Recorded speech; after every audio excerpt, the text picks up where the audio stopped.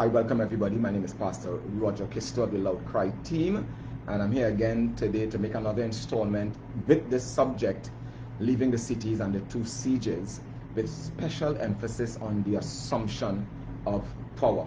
This statement that I'm going to read to you, I read it last time in part 1. It says, and it's taken from the book Maranatha, page 180, paragraph number 2. It says, as the siege of Jerusalem by the Roman armies was the signal for flight to the Judean Christians, so the assumption of power, listen to this, so the assumption of power on the part of our nation in the decree enforcing the papal Sabbath will be a warning for us. And it talks further on about leaving the cities, going to smaller places, and then planning to leave to go to the mountains. So our first move to the smaller places is in preparation to go to the mountains. There we would not have all our amenities and the nice things that we are accustomed to.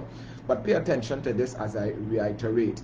As the siege of Jerusalem by the Roman armies was the signal for flight to the Judean Christians, so the assumption of power will be our time to move. So let's recap a little bit. In Matthew 24 and Luke 21, we are given warning of the siege of Jerusalem and the flight of the Christians, and this was in AD 66 under Cestius. This was the first siege. He was distracted. He pulled back his attack, and that was the sign that was told when you see the abomination of desolation spoken of by Daniel the prophet. It is time for you to move. He that is on the housetop, do not come down. He that is in the field, do not come back to gather anything. So it was the time for them to move. However, there was a second siege under Titus in AD 70, that famous destruction of the Temple of Jerusalem, where thousands of Jewish people died.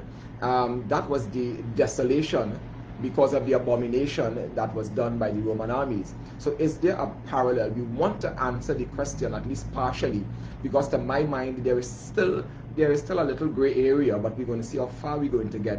When is the time to leave? Is it now? Okay, so let's look at some stuff. What is this assumption of power? And Mrs. White again in Selected Messages, book 2, page 359, she says, when you see the assumption of power in our time, that's the parallel to the first siege to move, because after that it will be the desolation because of the abomination. She says in again Selected Messages, book 2, page 359, paragraph 5, she says, the Protestant world have set up an idol Sabbath in the place where God's Sabbath should be. So is that the assumption of power? They have set it up. But she doesn't finish there. She says, and they are treading in the footsteps of the papacy. Then this part of the statement says, for this reason, what reason? They are treading in the path of the papacy, as well as they have set up an idol Sabbath. She didn't say going to set up. She says they have set up. For this reason, Mrs. White continues, I see the necessity of the people of God moving out of the cities into retired country places where they may cultivate the land and raise their own produce. This was written in 1897. And then in 1889, she calls out the National Reform Movement, which is now called the National Reform Association. She says this, Review and Herald, January 1, 1889. She says, we must show to the world that we recognize in the events that are now taking place in connection with the National Reform Movement, the fulfillment of prophecy. What is this prophecy that she's speaking about? She's speaking about specifically the idea of moving out of the cities because the idol Sabbath has been set up, which is this parallel to this first siege that took place in AD 66, where the Lord said, Christ himself said in Matthew and in the book of Luke, that it is time to leave. She says further, that which we have for the last 30 or 40 years proclaimed would come is now here, and the trumpet of every watchman upon the walls of Zion should raise an alarm. So I think that I humbly have fallen into that category. It's a really renowned category to be a watchman on the walls of Zion, saying that it is time to leave. Now, of course, there are many conditions upon which the individual and the family would leave. There is much conversation and light on this. So we're not just moving willy-nilly and just packing up because of fear. Every man must be convicted. You must have practical knowledge of things to move and so on. Many things have to be taken into consideration. But we are saying here, I'm saying here, based upon these few texts, that something is in the pipe works. Who is this National Reform Association? In 1863, representatives of 11, notice the year 1863, representatives of 11 denominations convened at Xenia, Ohio, and organized a federation. And what is their purpose?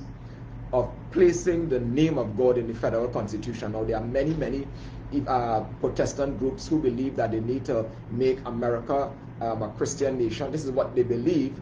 But in doing that, they will, of course, set up what they believe to be Christianity.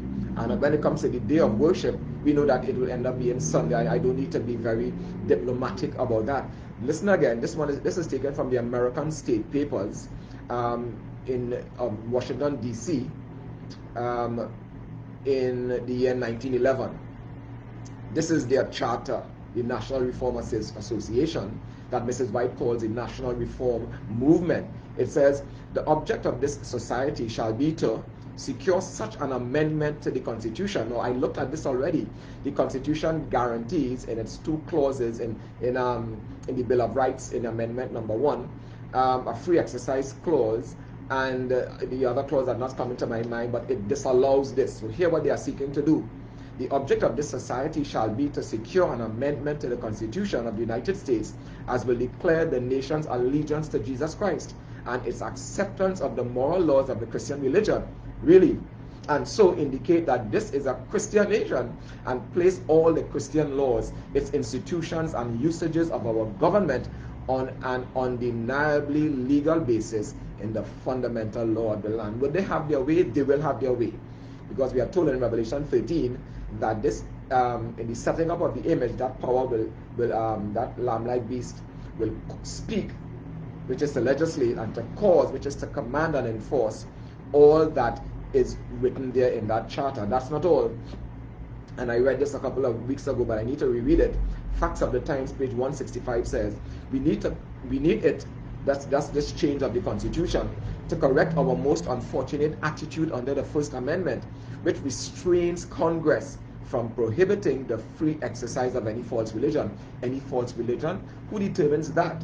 And I thought America was built upon the whole idea of freedom of religion. I could go in the middle of the square and worship a stone as long as I'm not interfering with the rights and freedoms and privileges of the state and other people.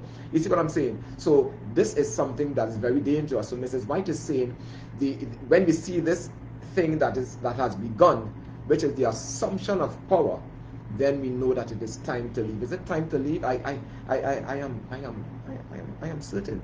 Yeah, the word says, or rather their charter further says, our remedy for all these malefic influences is to have the government simply set up the moral law and recognize God's authority behind it and lay its hand on any religion that does not conform to it. What do you want to hear more than that? Do you want to hear more than that? And finally, from Religious Liberty in America by C.M. Snow, page 266-67 says, I'm going to just read it briefly.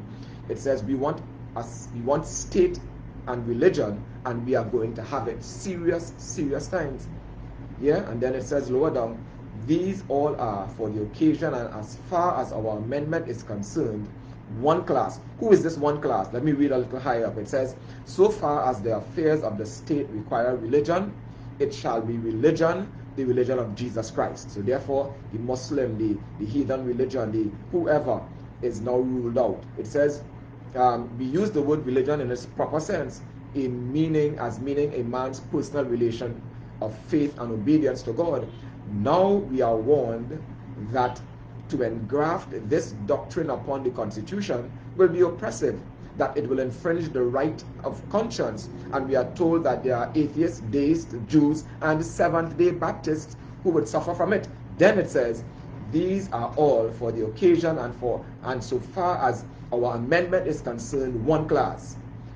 What are the rights of the atheists? So they call all of those who do not believe how they believe a state religion should be run, call them atheists. It says, I would tolerate him as I would tolerate a conspirator.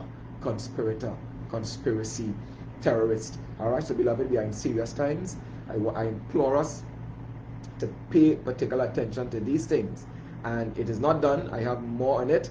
But as time goes by, we will have more. Again, I'm Pastor Roderick History of the Loud Cry team. Be blessed. Share and keep the fire burning. Be that watchman on the walls of Zion. God bless you.